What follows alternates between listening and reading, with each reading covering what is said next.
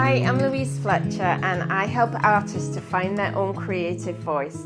I'm currently working on this large piece, crazy, abstract, as rough and raw and ready as I can make it. I wanted to show you one of the techniques that I have in my work that I think is more important than maybe putting on paint, and that's taking off paint. Sometimes it's like this with wet paint. So I've applied some paint, but then I want some of what's underneath to show through. Sometimes it's with a sander or with sandpaper. So I might get a piece of sandpaper. This is for my orbital sander. And then rub to create effects, and you never know what effects you're going to get with sanding. Now, I can't orbitally sand this because it's a piece of paper, so my power sander is just going to go straight through it. I'm going to bring you a little bit closer and do a little bit more sanding on something that is dry.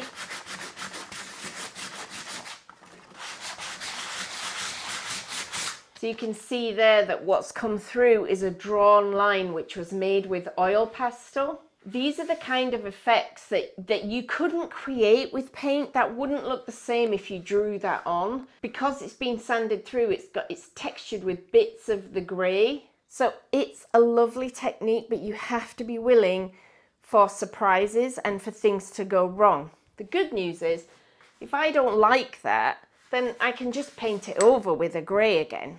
So there's nothing really lost in this layering process and this sanding process, but there's lots to be gained.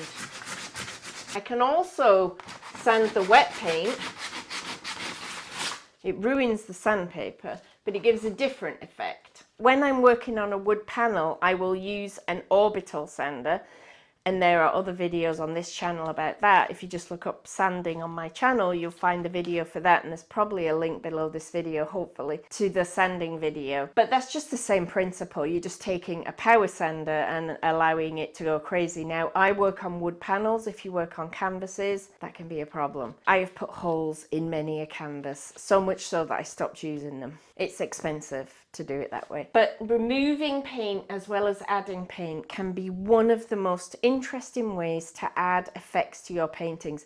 And this doesn't just apply to abstracts. This is for realistic paintings too. If you're one of those painters who's interested, as many people are, in bringing in kind of a little bit more abstraction into realistic work, this can be a really nice way to do it, because if you layer up your painting and then just sand through parts of it, you can get some really cool effects that will surprise you. So in my process, removing paint is just as important as putting it on. I have a free guide for artists which you can find linked in the description below or on my website at louisefletcherart.com.